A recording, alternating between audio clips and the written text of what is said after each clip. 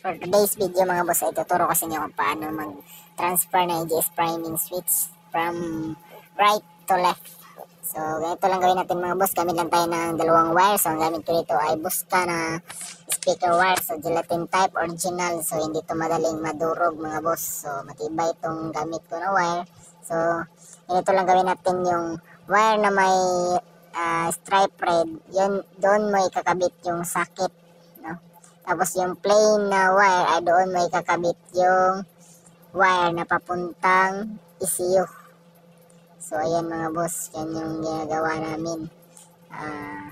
So ito na yun mga boss. So gray ang color ng wire na yan mga boss. So yung plain na wire na ginamit ko ay doon ko tinap sa wire na papuntang ECU. Tapos yung may stripe na red ay doon ko dinugtong yung socket. So itong tutorial na to mga boss ay para to sa mga gustong mag-DIY na walang sapat na gamit.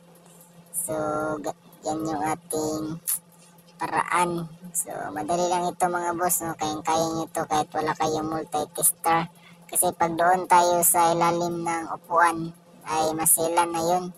So pag baguhan ka pa lang, so medyo mahirapan ka talaga, lalo na hindi ka pa marunong gumamit ng multi-tester. So mahirap talaga. So itong tips na to mga boss ay basic na basic lang to sa inyo. Kapag sinundan nyo lang tong video na to ay jack na meron kayong idea. So ayan mga boss, ating na yung binalik ang seatbelt sa bandang kaliwa. So ibabalik lang natin yan. Tapos yung wire na ginamit natin ay papadaan natin sa ilalim ng kanyang mating para hindi siya maraming tingnan. So ayan mga boss, yan yung itsura niya. So wala kang makikitang wire. So yung kadugtong ay dadaan pa rin natin yan papunta sa kabila para ganyan ang itsura niya. So wala kang makitang wire. So simple but malinis.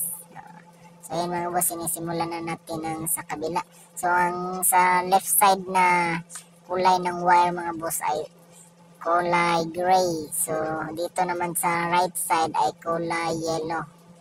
Kanina mga boss ay dinugtong natin yung socket sa red, sa wire na may stripe red. So ngayon naman yung wire na may stripe red ay dinugtong natin doon sa wire na papuntang ECU o papuntang ilalim ng ating unit. So papuntang engine bay, kumbaga papuntang ilalim, doon naman natin ikakabit yung wire na may stripe red. Tapos yung plain na wire ay doon naman natin ikakabit yung socket para magkabaliktad na sila.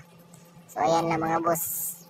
Ngayon naman mga boss ay tuturo ko sa inyo paano i-check kung tama ba yung inyong ginawa. So ayan, lipat na tayo sa left side. So dapat pag pinindot natin to, mamamatay yung tunog. So ayan.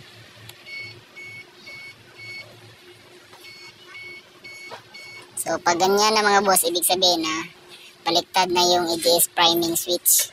So ayan.